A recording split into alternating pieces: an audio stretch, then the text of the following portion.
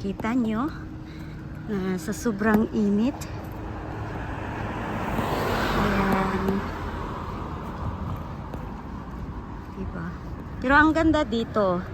Mas maganda dito sa Oman, napakatahimik kaysa i-compare mo sa ibang sa Middle East.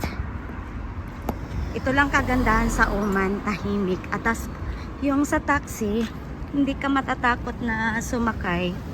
Gawa ng yung taga dito lang din ang taga Maniyo. Hindi sa kagaya sa sa Saudi, sa Dubai na ibang lahi. Kaya dito sa Oman, safe naman talaga. May mga iba namang mga pangyayari na hindi inasahan. Pero mas talaga dito, peaceful. Kaya gustong gusto ko dito.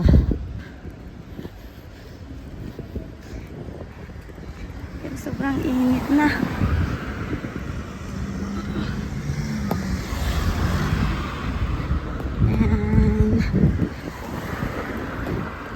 Kasi yung friend ko andito sa Shopee, na papunta ako kasi kakain daw. Ayan. Mas maganda kasi dito yung sa amo ko, accessible lang lahat. Yung sa shop, sa bangko.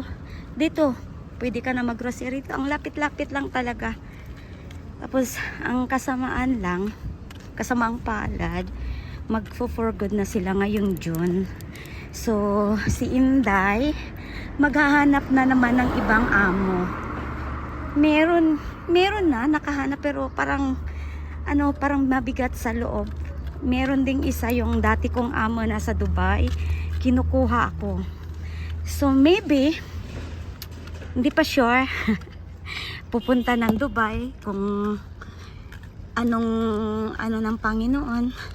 So, dito tayo sa Mackenzie's. So, guys, muna ha, papatayin ko to kasi baka bawal sa ang camera sa loob. Sige na, guys. So, ito yung view sky dito sa pinuntahan ko. Yan. Doon. Marami. Ito yung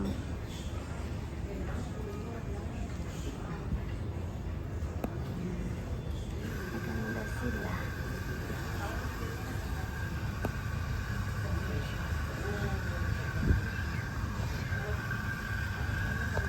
Oh.